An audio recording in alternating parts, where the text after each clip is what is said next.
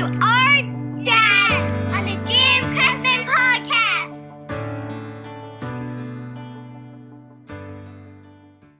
We are in the music business, and a subset of the music business is, of course, show business. And in show business, some people are all about the show. Some people are all about the business of creating great shows and doing exceptional business. My guest today, Danny Nozell, CTK Enterprises.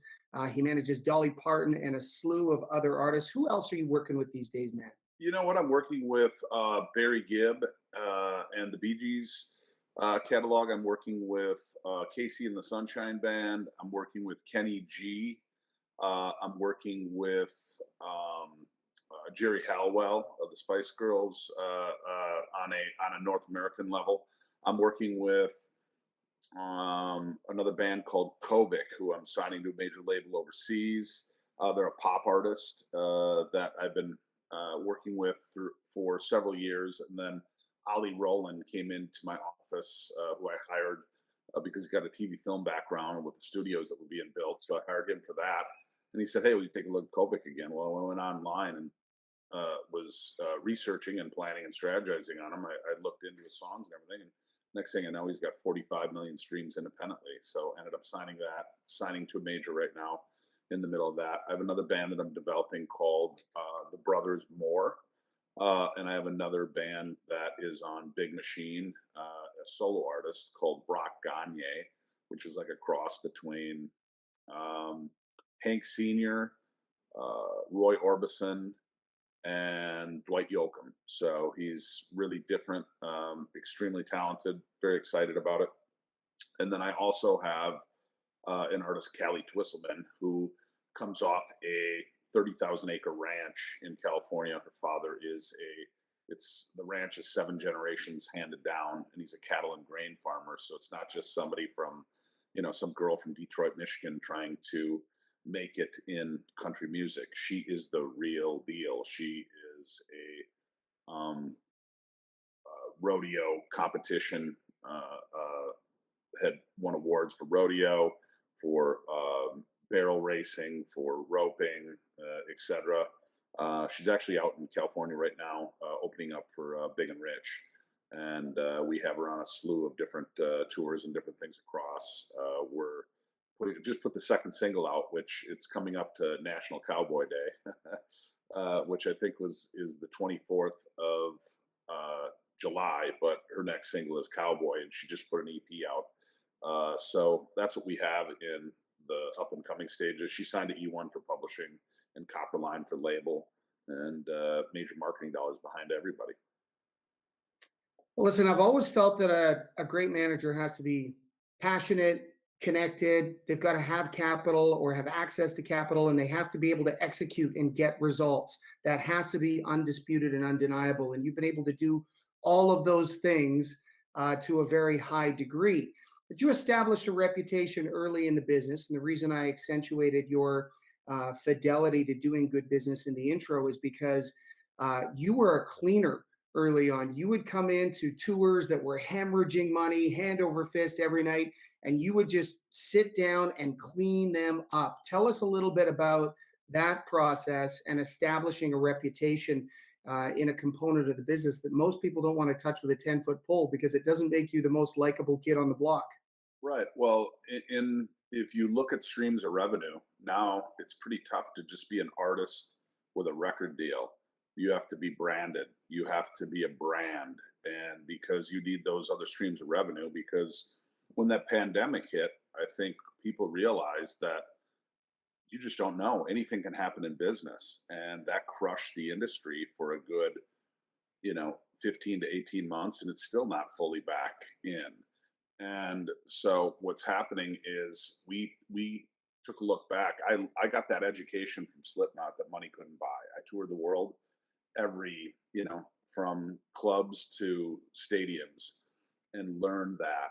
And learned, different. And where did you find that some of the excess was when you were cleaning these tours up? Like where were they wasting a lot of money, generally speaking? Well, what happens is you have to set a budget based on the guarantees that you make, and it's all about bottom line. So if you're looking at a 30 city tour and you come in and your guarantees equal up to a certain amount, but the profit's not there, then you have to make those necessary adjustments. And the first place, unfortunately, that you look is production. You know what I mean?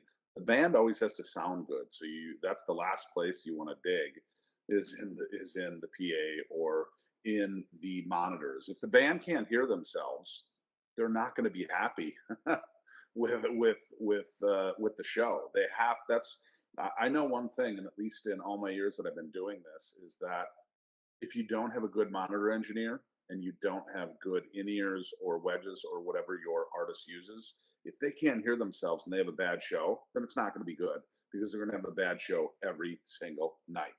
That's the first place that you go to clean something up, is making sure that the band is happy on stage, making sure that they can hear themselves every single night, no matter where you are, because you have to adapt to the surroundings that you're in, and making sure that monitor engineer is experienced and that they because once they can hear themselves, they have a happy show every night. Second is your front of house.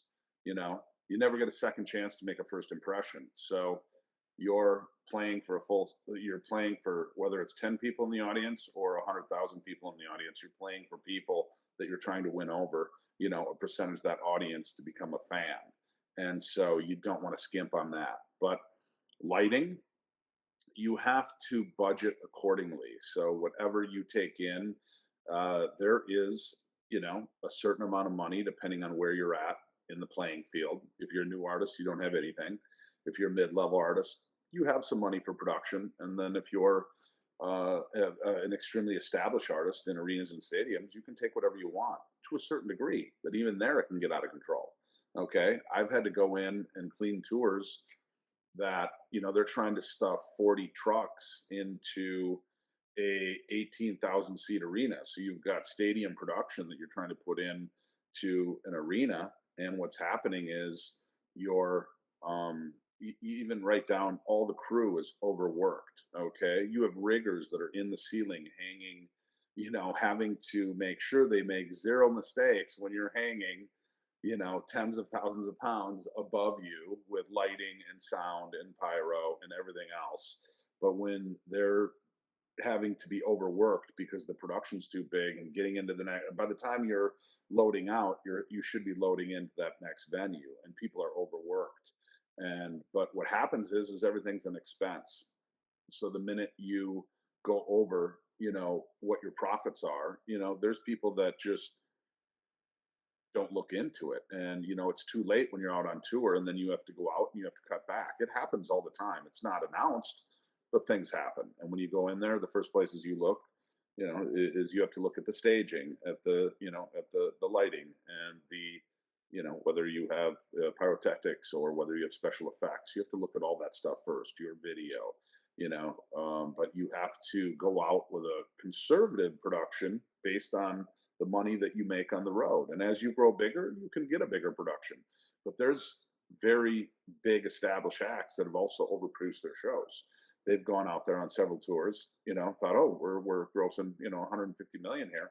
They come up at the end of the day, well, you got 80 trucks, you got 3 stages. I mean, this stuff should be predetermined.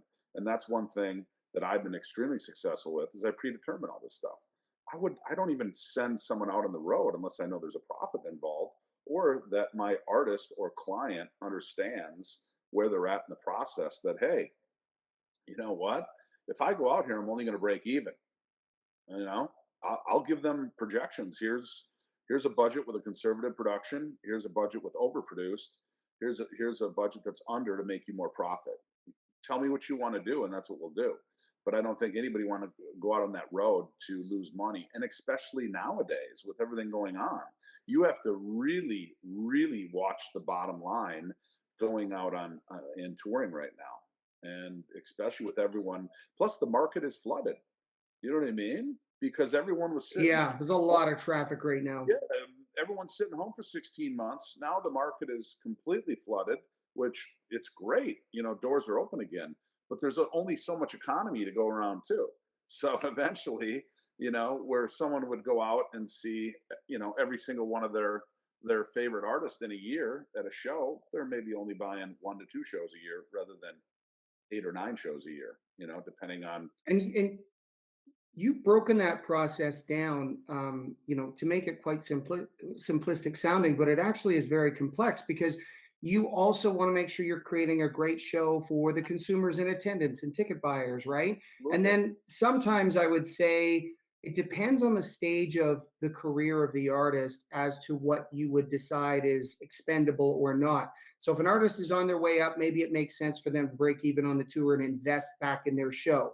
But once they've reached a critical threshold where they've been at this for a decade or more and they got to start making money, that's where it might make sense to make it more about the music and a little less about the glitz and the lights and the pyro. Yes, because what happens is you really have to build to that level to where you can afford that luxury. Because really, you know, extra lighting, extra video, extra pyrotechnics, extra special effects, those are luxuries. Do you know what I mean? And those enhance the show because we are in entertainment. You want to have the pyro, you want to have the extra lighting, you want to have the extra special effects, but those things cost money. And so, you have to be very conservative while you're building up to that point. And the other thing is, if you go at it immediately, okay, if you go at it right into the extra production, one, you're either going to break even or not make money. Okay. And in because, most people just do it and then ended up pulling it away later on down the line because they haven't done it. They haven't done the pre-production work. They haven't done the actual budgets. You know what I mean? They wait till they get on the road to smooth the budget out. But in all actuality, you look at it, and especially nowadays, you really have to watch every single dime spent. You know what I mean? In what you're doing, and at the level of the game that you're at. Yeah, without a doubt. And find ways to monetize that brand when you are not on the road. So you don't have to always be in a position where you're trading your time for money as an artist. Right. Exactly. Branding is so important. And it's not something to where you want your artist or your client to go in and just start slapping their brand on everything because the fans are real smart. They sniff that out if it's fake. So you have to be genuine and it's got to be organic and it's got to be a product or something you believe in or stand for. And the match has to be there and know that you want to use that product or you believe in that product or you stand behind that product. And that's really what they got to have because there's a lot of people that go out and just stamp that name on everything. Yeah, as far as I'm concerned, and with my clients, that diminishes the brand. We don't do that. We are calculated, we're methodical, we look at every brand, we see whether that brand, and not only that, when we have a brand, we take 2 steps back, we research that brand. Hey, do they have any negative press? Hey, is there any negativity towards this company? You know what I mean? You don't want to just look at the dollar bill, and say, oh, I'm gonna take this money because this brand is offering me this money. Well, we don't just do that. We take a step back. Hey, the financial reward is just that, a reward. At first you make sure that the alignment is there, that they're a quality company, they've got ethics, they are, no bad press, no bad anything, no negativity whatsoever with that company. And that's what we do. We do that to the best of our ability, really vet that process, and we've been successful with it. Like when the pandemic hit, touring's gone. What are you going to do? Cut deals that have nothing to do with public events. Hence, recording deals, book deals, time life deals, American greetings deals, food deals, podcast deals. We cut everything to do that had nothing to do with public events. And that's how we stayed busy. That's how we stayed focused. That's how we didn't have to stop, in the middle of the pandemic. We just kept rolling. Plus, we built out 2 TV film studios, but I made them so that they're smaller but state of the art. You know what I mean? Most people don't want to spend the money on silent HVAC. Most people don't want to spend the money on doubling up the InstaQuilt for soundproofing. Okay. I have a guy that I grew up with named Gary Dorner, and he came in and he's got a construction background. He's a multitasker, but he came in and built these studios out and did it in the middle of the pandemic. And we went to Vanderbilt, who we have a relationship with, and we had them. I mean, we were paying, a lot of money for COVID protocol. It went on a TV film set, we'd pay $12,000 a day, and we get 8 nurses, we get 3 dedicated lab people. So we took outside air conditioners and pumped them into the studios so that even though we had silent HVAC, we didn't want people breathing in recirculated air. We wanted Right. fresh air. The thing that the CDC said down here was make sure you got fresh air. So, because we were reading and we're looking, because we basically Dolly said, "Hey, I'm going to do a Christmas album," and I'm like, "Oh, how are you going to get that done in the middle of COVID and pandemic?" She goes, "Well, we'll test everybody and make sure that I'll be in the booth. I won't go in with the engineer. We'll walk in and out. So we'll do it really, she wasn't in where the engineer was. And so we just kept everything separate and she was able to do it. And we were able to, nowadays it's Pro Tools. So you just send the stems all the way around and everybody records their parts on there. But now, okay, we just recorded an album. What are we going to do now?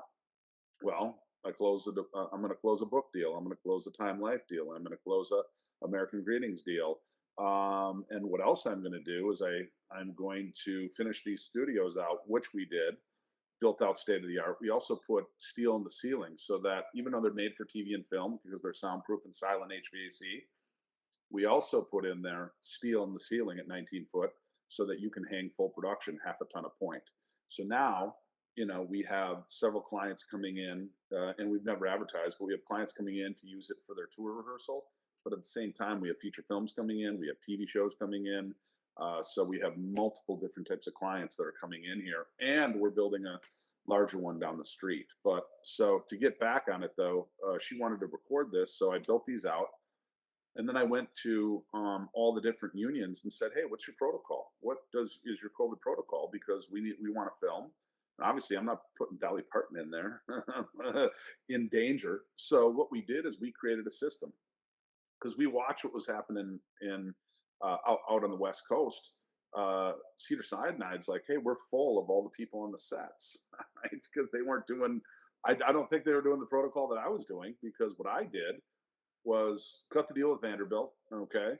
And what I did was 3 days prior, you had to have 3 negative tests before you set on my set the first day, okay?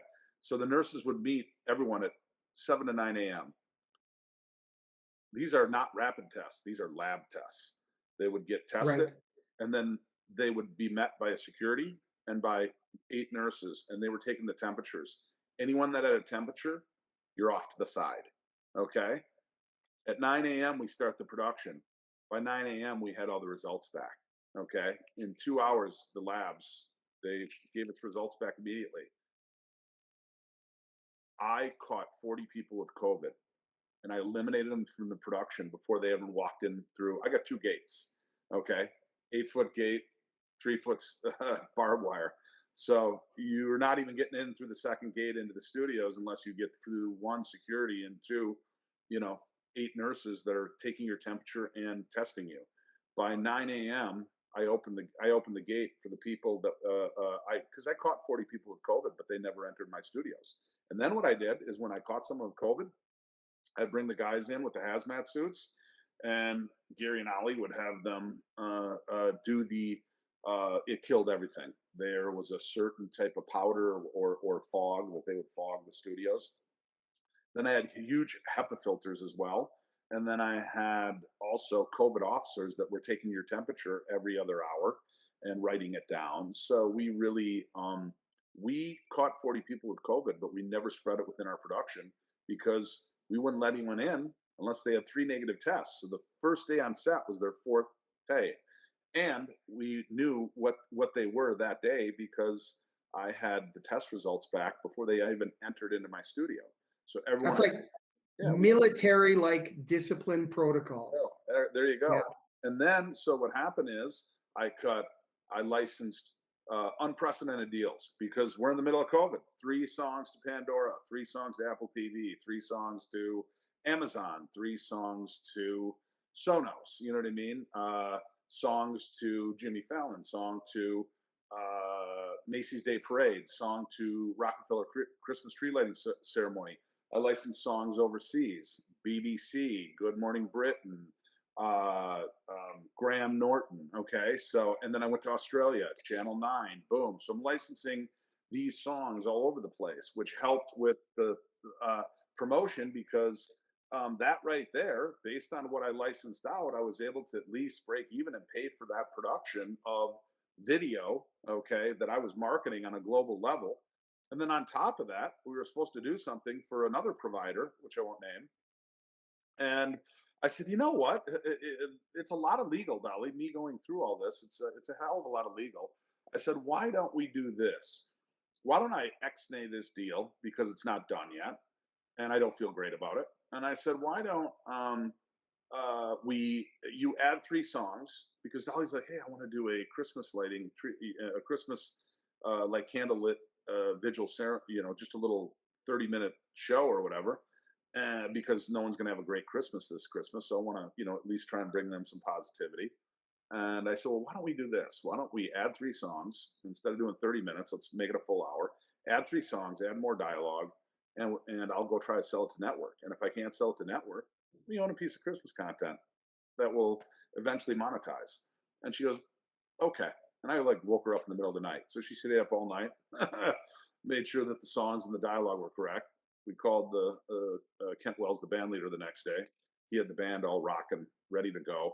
We did it, and pretty soon, I licensed it to CBS. I licensed it to CMT. I licensed it to BBC, and I licensed it to overseas, and it just exploded. I did 14.1 million views, #1 in the market. We crushed it, and we were competing Are you against. licensing any new compositions on Dolly, or is it almost all catalog stuff? No, right now we've got a song coming out, and we're this week we load into the studios HSN. So we're loading in because what I did is I've closed about 15 of the biggest branding deals I've ever closed in my life for DP. We have taken her to the #1 Q score in the world. Dolly is the most brandable, marketable person in the world. So we're taking advantage of that. #1, the deals that I've closed, we turned 400 offers down, and the 14 of the cream that rise to the top, that's what we just did. You know what I mean? We're looking at legacy, we're looking at future, because I'm looking at, depending on DP, we have stadiums all over the world on hold, but we just don't know, what we want to do for the future. I don't know if she's going to tour again or not. So that's what we're trying to debate. But in the meantime, we have branding going on that will live forever. And, we're Now, attached. quick question on that, Danny. As you're setting standards for branding for Dolly, you obviously have very high standards. Without disclosing anything confidential or financials, what are the things that you're looking for to give her an alignment and then make sure that it's going to be of the standard that's going to be acceptable for her and your related legacy as well? Well, we've chosen companies that are, are massive companies, like a food company, a pet company, but the largest in the world. Like Right. they're $15 billion corporations. So we have a food company, we have a pet company, we have a fragrance company, and the fragrance comes out on the 27th of this month. And we do HSN, and then it goes into like 75,000 stores worldwide. Then after that, we go on this other platform called Now With, which is brand new, which is an amazing platform. You'll have to look it up. Um, and then we also have like a wig deal. We have Williams Sonoma. We have Tabletops Unlimited. We have biodegradable forks, spoons, knives, and napkins going into 24,000 Walmarts. So it's just all sorts of things like that. And we have an overwhelming amount of offers, but we can't do them all. And we only want to do the things that Dolly's passionate about. She loves food. She loves pets. She loves wigs. All right.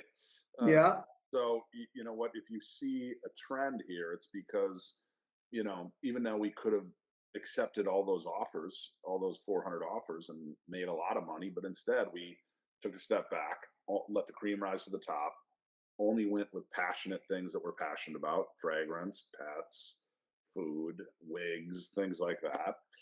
And also, oh, I can't even tell you about that. We have an album coming out next year that Dolly did a book with a basically the largest author in the world. Dolly and this author did a book.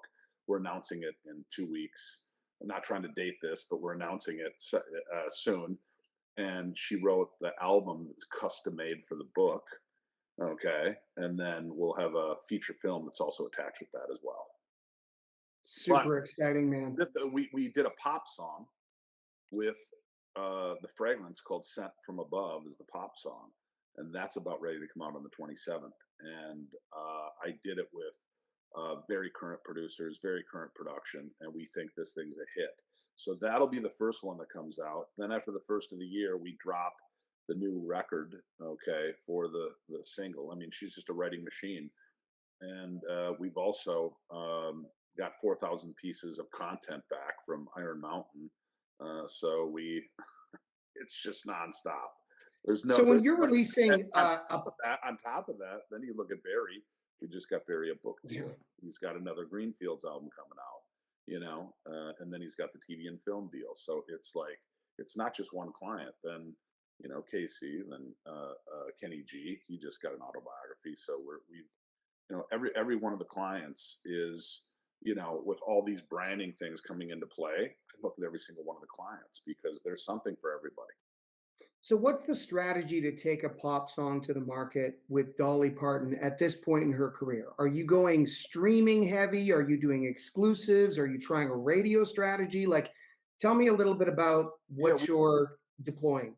Yeah, we don't go radio because they haven't played Dolly on radio in a while. So what we do is we put a in the last 4 years. So if you looked just in the last 2 years, in the last 24 months, we put out 3 songs. Faith, which is number one, 2 number 1s on Billboard. Okay, it was with Galantis, which is a major global producer.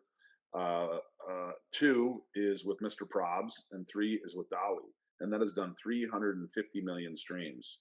And we were set up through a guy named Saint Fleur, and he was the brainchild behind it. Put them all together. As a matter of fact, he has the number 1 song right now with David Guetta, Galantis, and Little Mix.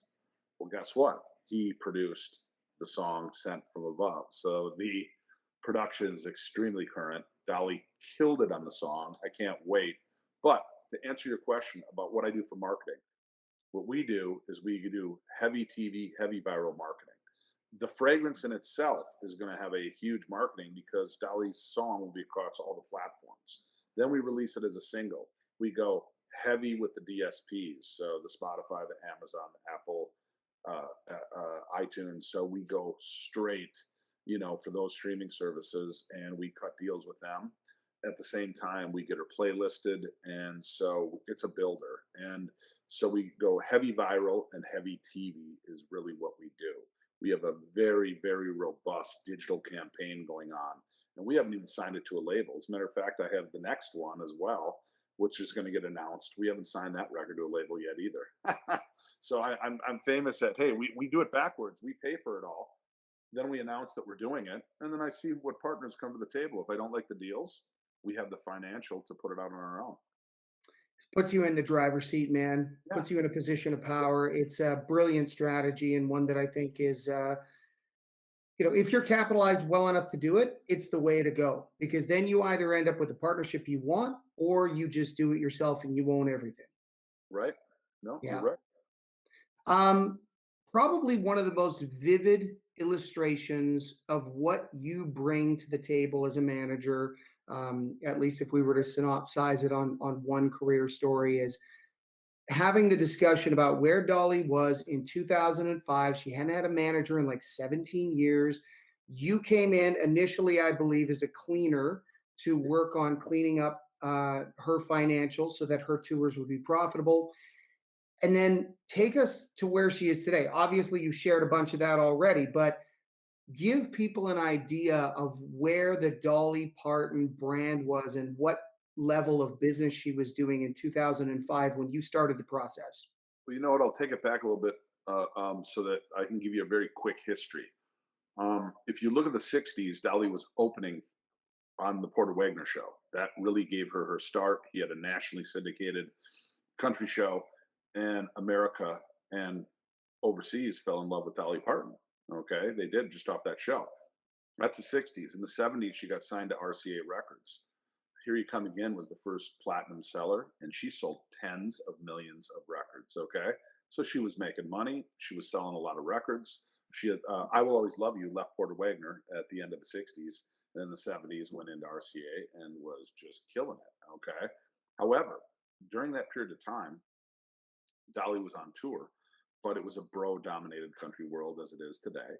And it's Waylon Jennings, Willie Nelson, Dolly Parton opening the show. It's Johnny Cash, Waylon Jennings, Willie Nelson, Dolly opening the show. She was not the closer of the show. She was not the one that was um, getting the credit as the headliner. Okay, because we all know, at least in this business, that the headliners are the ones that get the credit for the show, not the openers. So that was what was happening. Then, if you take it to the end, to the early '80s, '81, '82, or whatever that was, '70s to the early '80s, Dolly and Kenny tour. Kenny Rogers was massive. He had sold 40 million units of The Gambler. Okay, he was talk about bro country. He was it, and pop. So at the time, and Dolly would open the show, and then at the end of the show, Dolly would go out there and they do Islands in the Stream and three or four other tunes, and but that was it. Dolly was opening the Kenny shows, and they were in arenas and some stadiums, and they did big places and were selling them out.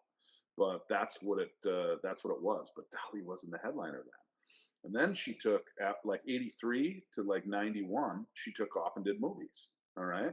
So therefore, she's still not a headliner. Okay. We're going now from '83 into here's what she did headline: fairs, festivals, casinos, private dates, soft tickets. Okay. I won't say Dolly wasn't a headliner because she's massive, but she was soft tickets. Okay. She could go, she wasn't going out selling out an arena of hard tickets full on by herself with other opening artists. That wasn't And she needed a believer like yourself to come in and start building towards a strategy that would establish her as a headliner because she had the numbers, she had the appeal. yeah, Everyone knew who Dolly Parton was in the '80s, and yeah. had a monster film career. Like, it was just a matter of getting someone like yourself involved to go, hey, this is really being under indexed, and here's how we can move this forward. Yeah, and that's kind of what happened. But if you take it from the '80s, she did movies. 9 to 5, Steel Magnolias, talk radio, all this, Best Little Whorehouse in Texas. So she did all those kind of movies and made a fortune at it. And then '91, she re-signed to RCA Records, did Slow Dancing with the Moon, went platinum. And then after that, she had fired management. Okay, Sandy Gallon. She had fired management in '91.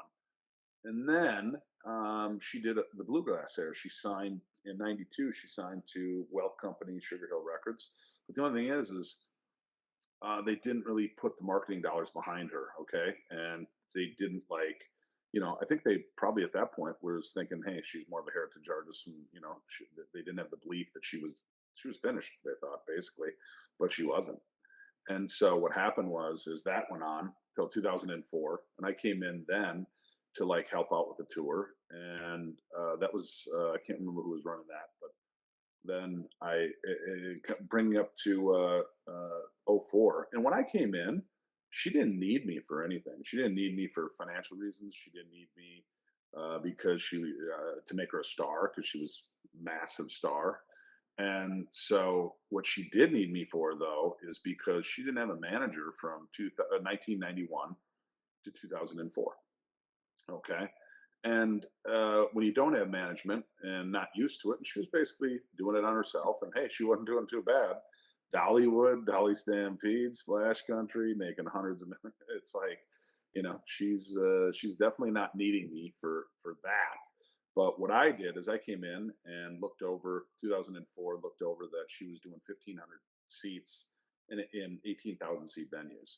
I'm like, something's not right. We did like 20 shows and I was a manager. Then I came in 2005 and same thing, and we went out there. I was like, wow, it's like I was the security. I was the stage manager. I was setting up the teleprompters. I was getting on stage, yeah, stage managing. I was everything. And because sometimes when you clean something, you have to just do it all. You have to make it happen. And so, but I'm looking at all this, running around, doing all this stuff, but going, hey, there's definitely something wrong with it. Why is this not equating? You have this big star, but the ticket sales aren't there. But you look back at the history, like I just talked to you about, bro dominated world. Okay, women are still not up here in that. So she was never pitched as a headliner back then. And then when we came in, I said in 2006, instead of going with all these different promoters in 2004, 2005, and I started manager in 2005, I said, let me come together and put something different together for you. She said, all right, Danny, I know you're trying to, do something different and prove yourself to me. So what I did was I ended up um, saying, let me put you into 3 to 5,000 seaters. I'm going to book you in 23 shows in theaters though, not arenas, not because from 2004 and 2005, two major promoters, they didn't do the research I did. I pulled Yeah, all. what I one pulled. of the things I noticed, I just want to say quickly is I listened to the Promoter 101 podcast that you did. By the way, great job. People should go check that out. Dan Steinberg's Yeah, he's great. podcast. But one of the things you said is that when you came in, you identified almost immediately that Dolly had the wrong agents and the wrong promoters, and people who just didn't see her as a potential headliner. And that was one of the components of her career that you had to clean out and then put the right people in place. Correct. Well, yeah, and even prior to that, I had to figure out because listen, I wasn't even that big of a fan of country music or whatever when I came in. I just, I definitely know her songs. I definitely know how great of a person and musician and icon she is. But what I did is I came in and I pulled her Polestar history. So I looked back as far as I could go and I researched that history so I could know where the live music hard ticket buying consumer was, which was tough to find at that point. And then two, I pulled a sound scan so I could see where a music buying consumer was on a global level. And then I went to all the labels. And so I put this together and went to the accountants and they gave me information. So I had stuff back to like the 70s. I could see what she did. You know what I mean? The shows that she did, I was looking through all this and, still pretty myth, but I said, okay, I'm going to put you in 3 to 5,000 seaters in 2006 after we didn't like the results of the 2004 tour because she's 1,500 seats and 18,000 seaters. So she said, okay. And so I picked the promoters. Okay. I picked each one of the promoters individually because I have relationships with a lot of these guys. So I went to the market and it could have been AAG, could have been Live Nation, could have been a local promoter. It's just whoever I had the relationship with because I'm a relationship guy. So I figured this out and we put tickets on sale 6 months in advance, like I do everything, because therefore, if there is a market that's underperforming, we can geo-target that market. We can, get the artist, or Dolly or whoever, to do more press to try and get those ticket sales up and do whatever we can do to try and sell those tickets in anything that's underperforming. And that's exactly what I did, but I didn't have to do it because I put tickets on sale in 2006. I sold 23 3 to 5,000 seat theaters out. First time in the history of her career to sell hard ticket dates. And we made, we made a little bit of money. And she's like, okay. And then what happened is in 2007, I got all these offers that were less than America. They're small offers and they're overseas. And I said, hey, do you ever want to go back overseas? And she goes, last time I was there, they flew me commercial. They lost my passport and they put me in a camper. She goes, I don't Oh think. my God. She goes, I don't think I ever want to travel overseas again. But Can't say I blamed her at that point. yeah, she goes, if you want, you can put something together. I'll look at it, but I don't think I'm gonna be that interested. I said, well, I know a different way. Okay. And so what I did, first thing I did is I hired Neil Warnock from he was the CEO of the agency group at the time, and now he's president of UTA, the touring. And I did SlipKnot with him. So he and I had a relationship. And I finally got a guy on the phone because he wouldn't take my call, and I was getting mad at him. But he finally got on my call, and I told him, "Hey, it's Dolly Parton. That's not SlipKnot." I said, "Are you interested?" He said, "Absolutely." So I flew over there, and when I flew over there, one thing I found out is, based on my history, is that hey, no one wants to put Dolly Parton in an arena overseas in 2007 because she's not. She couldn't even sell. She went over in 2001 on the Bluegrass tour and it sold 50% capacity. So it didn't do In well. theaters probably too, at Hammersmith that point. Apollo, things like that. Okay. Right. I had the history. I don't have it in front of me, but I've studied it thoroughly. And so I'm meeting with the head of Live Nation Europe, head of AEG Europe, head of this, head of that, all these promoters.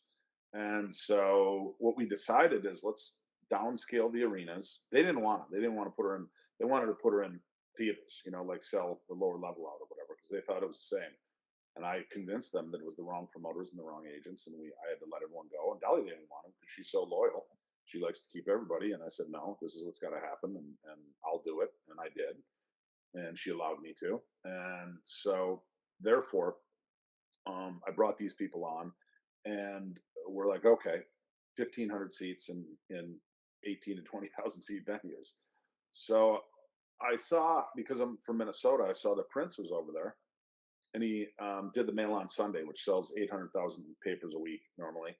And what he did is took a best of album, shrink wrapped it into the paper, and it ended up selling 1.2 million. So he sold 400,000 more units than the paper did.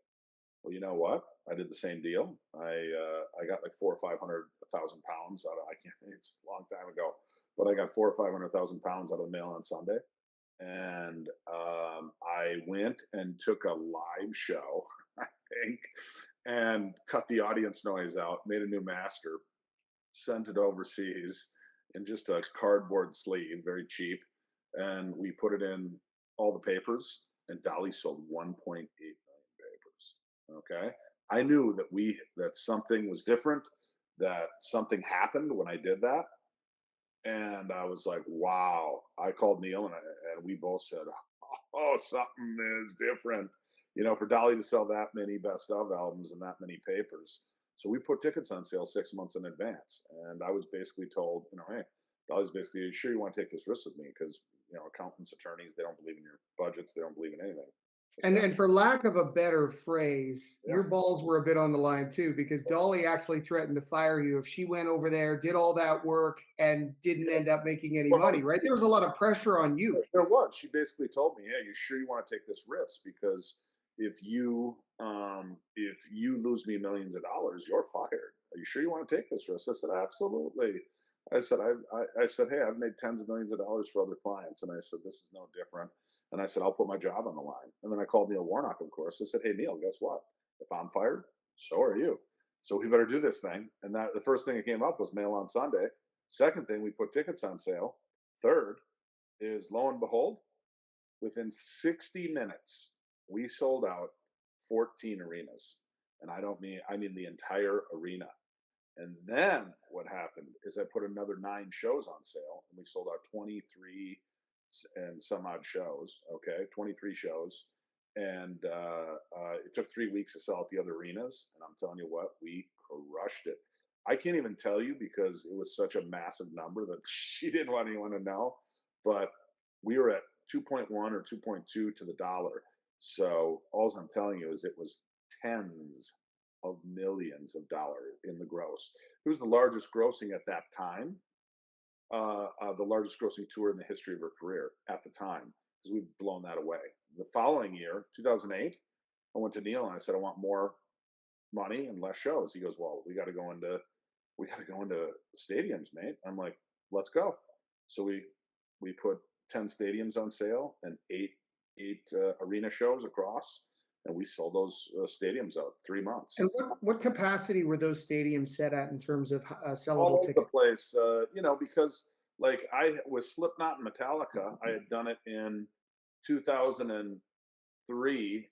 I think was SlipKnot Metallica overseas, and I had done the same stadiums, but they didn't have any seats on the floor. So with Dolly seats on the floor, that takes a bit of the capacity down.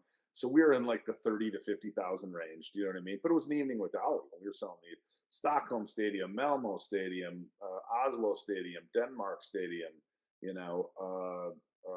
I mean, we were just selling things out all over the place. Plus, you're collecting currencies in a lot of these markets that were, Well, valued at higher than the American dollar in some cases. they are, but I was getting guarantees. Right. So I got guarantees, and we hit percentage on everything. So it was, what happened in 2007 ended up you know, doubling in 2008, because the pound was still strong. And so we just hit it. And the biggest thing I did is to get Dolly back in because she wasn't really, at the time, she was not really wanting to tour a lot. So in America, I custom made her two buses and then got her flying private. And because she was still flying commercial when I got to her, and I'd done several flights with her, and I'm like, oh no, no. I mean, it was people lined up from the back to the front of the plane. There was no privacy, no nothing. And I said, you deserve a better way to travel. And so I put her on a jet. We flew to LA, and she's coming off, and she goes, "Oh, you're smart, aren't you?" And I said, "Yeah, I am. I know I am." and And back to what makes a great manager, executing and getting results. I yeah, mean, you will get into like you built out specific tour buses for her. You made the experience great for her, but you also had massive success for her so that she walked out of those markets with more money than she'd ever seen up to that point being out touring. And that is what probably concrete solidified your relationship with her. right. It was an evening with Dolly. There was no opening act. But what really got her into touring was the fact that I've custom made buses. I custom made two buses in America. So what I do is I leapfrog the buses with the jet. Okay, so I did the blueprints that I made the American buses. I took that blueprint and I sent it over to York from Beat the Street. Okay, and who owns Beat the Street, which is the largest. They own Phoenix, and Beat the Street is the largest bus company and touring bus company in European continent. And what I did is I called him up, handshake deal, because that's the type of relationship that we have. And he built two buses, £2.5 million. So $4 million a bus is what he built these buses for. They were the first buses on the European continent to have bathtubs and showers in them. Okay. I had them. And now everybody, I mean, there's major stars that are using those buses still. And what I do is I take all Dolly's comforts at home, her candles and her blankets and all the crap she got to have, candles, blankets. She has coffees, teas, creamers, all that crap. So I throw that into a couple cases and I ship it overseas. And then what happens is we go to like Stockholm Stadium. So that's the first stadium. I have her assistants go and take all the comforts of home and put them on both buses. Okay.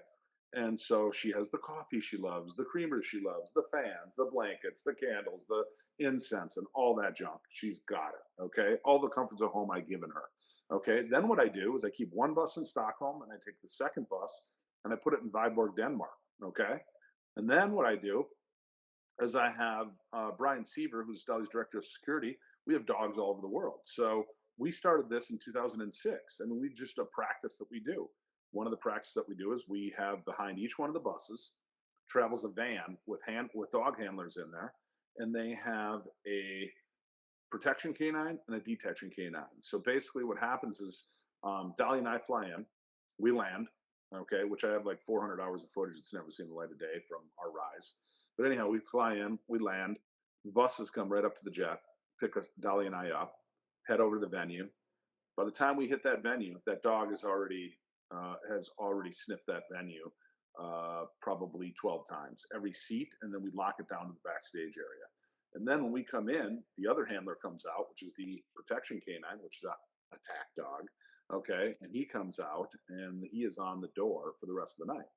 Okay, then as soon as we do the show the next day, I can sleep in a hotel at night knowing that I've got, a dog that's going to tear your throat out if you come at the client. So I can go to bed at night knowing that my client is protected. So anyhow, the next day we do the show. As soon as we're done with the show, we go back to the jet. We fly to Viborg, Denmark, where I have the identical bus sitting there. Okay, waiting for us. Okay, it picks us up on the tarmac, goes over. Where Brian's got a second set of dogs, and they've already sniffed the venue, already waiting for us, ready to, throw them a steak. Dogs are ready. And then the bus that's in Stockholm, Sweden, that goes off to Oslo, Norway to wait for us. And I leapfrog those buses all over the European continent. I did that in 2007, 2008, 2011, 2014. So every one of the world tours we did, I had the buses, I had the dogs. And on top of that, Dolly in 2011 said, hey, you know what? I want to go to Australia and I want my buses. I said, whoa, okay. So I got on, cut a deal with a major promoter in Australia. We sold out 14 arenas. I like, boom, I hit the lotto. Again, we hit the lotto. And I said, all right, evening with Dolly. So one, I had to find a plane that's going to get us there, with the jet, which I did, and figured out the logistics to get us there. And because it's not as easy as people may think it is to get there and do it all in one swoop, because a lot of the jets don't have the extended range on them in order to get from Nashville to Sydney, Australia. But I made it happen and I made it work. So anyhow, I called him up and he says, I said, one deal. I said, I'm Jerry Edelson, Steen, God rest his soul, Dolly's old attorney. He said, I said, Jerry, I want you to put in the contract with Australia that if my buses don't get in the country, I can pull the plug on the tour because I'm not putting her in hotels after I've given her the luxury of sleeping on, $4 million buses and that are equipped. Because listen, if I don't make her happy, she's not going to go out and play. That's the bottom Right. line. And obviously we haven't toured since 2016, but she wasn't. I would have never got all the dates that I got out of Dolly to do if she wasn't happy on the road. So I wanted her to be comfortable. She deserves the treatment. She's an icon. I've cemented that status as an icon. You can't take that away from her and can't take that away from me.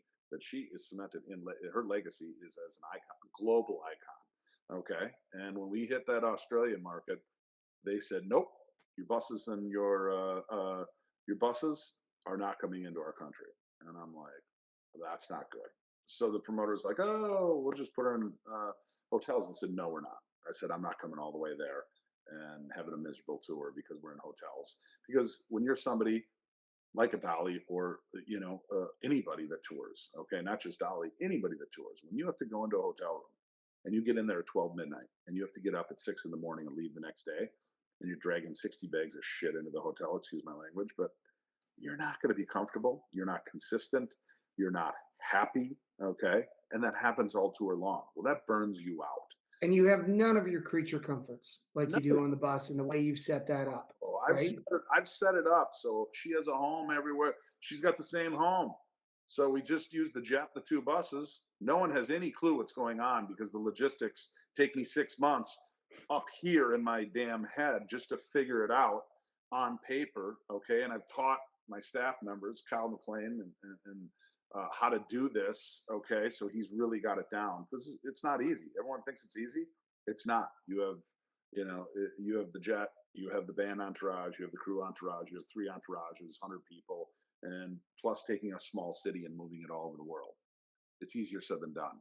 But anyhow, Yeah. they said, no, your buses can't come into our country. I said, well, I got to pull the plug on the tour. You're like, oh, no, no, no, you can't. We're in hotels. I said, no, no, no, we won't. And he says, what do you want me to do? I said, go to your prime minister. So he did. 2 days later, I get a call from the prime minister. And she said, oh, no, no, no, no. Tell me what your plan B is. I said, with all due respect, plan A is plan B. If my buses don't come into your country, I said, we don't come. And that's the way it is. And I put it in the legal with all due respect. And so next thing you know is they come back and she goes, give me 24 hours. I said, no problem.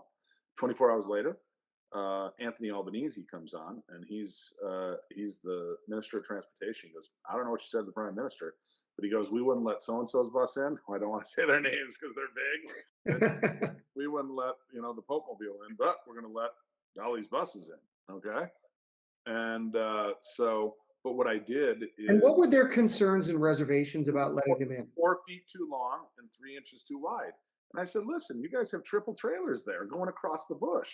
I said, what does it matter that this is 4 inches, Oh, it's axle thing. Well, I said, we'll move the axles. Whatever we got to do, we'll make it happen.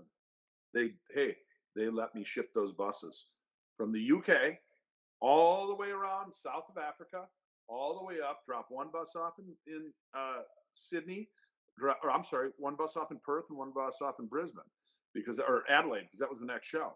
So what happens? Dolly and I jet in, land in Perth, bus comes up to the jet, just like normal. Bus goes over to the venue. As soon as we were done with that one, back to the bus, and then that bus, or then hopped on the jet, and we went to Adelaide. And we leapfrogged those buses all over all over Australia for the first time in history. And not only did that happen in 2000, and we did Australia and Europe because hey, Dolly was still in theaters. We were doing arenas overseas, but we were still in theaters back in America. Okay, so we hadn't brought up the level. This is 2011. Then what happened is 2014. We're like we because we did 2011 was Australia and Europe, and I shipped the buses there. Well, 2014, Dolly's like, I want to go back to Australia. I'm like, oh, great. Are you kidding me? So I'm like, all right, same thing. 14 arenas sold out. And then now, And no problem getting the buses there this time, though, well, probably. what happened was Anthony Albanese became the vice prime minister. Right. So then it was like, Transport minister. it was, Yeah, yeah, yeah. there you go. So You had some leverage though too, because man, what a shitstorm of bad press would that government have gotten at the time had you guys publicly said, "Hey, listen, we want to come. These shows are all sold out, but we can't get our buses in, and that's the deal breaker." well, they were saying this. Dolly's manager says no bus, no tour, so they're making me look bad. But then what happened is when we got there, I got us all in pictures. You know, with Dolly, I had her taking pictures with Anthony. Oh no, it worked out great because yeah, the people I think at the time were there wasn't a great relationship between the people and the government, so it really like made them look good to say, hey, we're allowing this to happen. You know, Dolly's buses in, and everyone was trying to figure it out, but they couldn't understand what was going on with the buses because the logistics were serious and how we were moving it. Not only that, Jorg flew over and a couple people flew over and drove the buses. We had 4 drivers going from Cairns to Perth. And not only that, those buses were like, you know, when you're out in the middle of the bush, you know, you're hitting alligators or whatever, you're hitting camels, you're hitting kangaroos. I mean, and you can't stop. It's like Mad Max. You know, the truck there when they come in, they look like Mad Max. They have steel bumpers on it, and if you're doing 60 miles an hour and you're in the middle of the bush, when everything known to man can kill you, it's like you know, you can't stop when something comes in the middle of the road because if you do and you roll, you know, it's a really I have a lot of respect for the Australians and the people because that place is you know it can be very dangerous in the middle of the bush. And there was 4 drivers going from Cairns to Perth, which is like 4,000 miles across the bush. But we did it. We got it done, made it, and I did it in 2011, and I did it in 2014, and then 2014 was Glastonbury. And Dolly said, "Hey, in 2008, when I went it back in 2011, Dolly's like, oh, I get cold in stadiums, put me back in arenas." So I put her back in arenas. Okay, back for multiple nights in arenas in the European market, and that was 2011. And we were arenas 2011 in Australia. And we went back in 2014 and did arenas in Australia a second time, and then went back into Europe and did arenas again. And then 2016 we get to America, to the largest North American tour, which we did with you across the Canadian. Such a pleasure, by the way. Oh, that was Man, that was such an amazing tour. you run such a tight ship, but everybody's friendly. The culture is great. I mean, and that starts from the top down with you and Dolly. Like everyone from the catering folks to the security guards to the local venue people are all treated with the most respect. Absolutely. It's pretty cool to bear witness to. Yeah, yeah, I'm definitely a leader, not a follower, and so everything stems from your leadership, from you know your employees to the people that you work with. You give them love and respect, but you expect that same treatment back in return. You know. And you do have a really high standard. I remember as we navigated from the on sale to, you know, which by the way, the show's all sold out basically in the first day.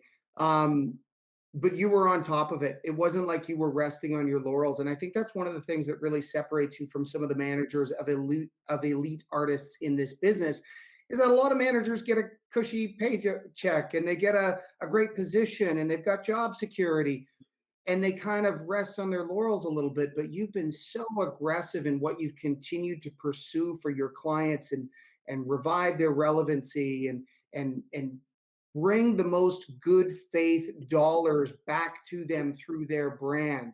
What drives you, man? Well, you know what?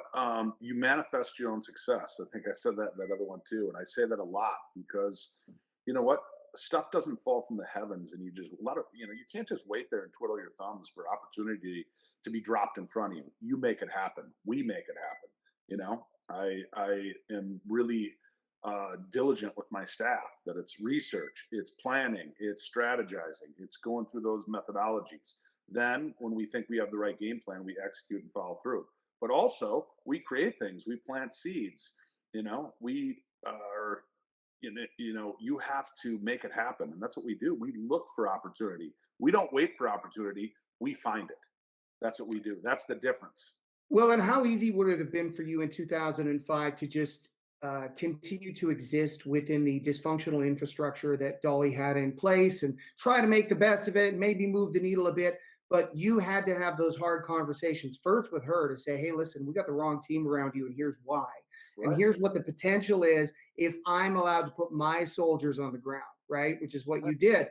And man, it's not easy to get there. People underestimate how difficult those conversations can be. Very difficult. But you know what? I had to prove myself to her. You know what? It took 5 years for me to earn her respect. She didn't just give me respect. I had to earn it. And not only that, you earn it by doing what you say. If I say I'm going to do something, you know what I mean? 99.9% of the time, I'm doing it. You know what I mean? If I tell her I'm going to do something, I'm going to do it. And by me following through with the things that came out of my mouth, by me saying, hey, I'm going to do this, and then doing what I say I'm going to do. Okay. And that follow through, okay, is really what gets you there. And not only that, it's financial too. You know what? I wouldn't be sitting here if she and I mean, she's the best partner I could ever have in the world. She gave me opportunity that no other artist would give me at the time. You know what I mean? She was the first one to step up the plate and go, okay, Danny, I see your value. I see that you're a hard worker, because listen, in order for me to be the best, I have to work harder than my competition, than other management companies. I got to work smarter. I got to be more calculated, more methodical. Okay. Whatever it takes. It's not 9 to 5, no pun intended. I take calls 24/7, the weekends, 2 in the morning, 4 in the morning, 6 in the morning. I don't care. I get up and do it.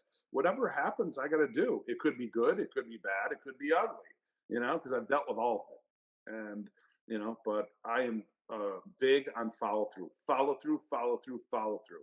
And if you say something, you do it.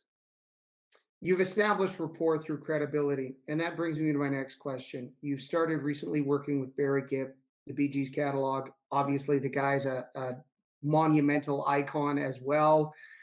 What is the value proposition that you can present to an artist at that level to say, hey, there's still a lot to be done with you and your brand, and there's still a lot of monetization left on the table?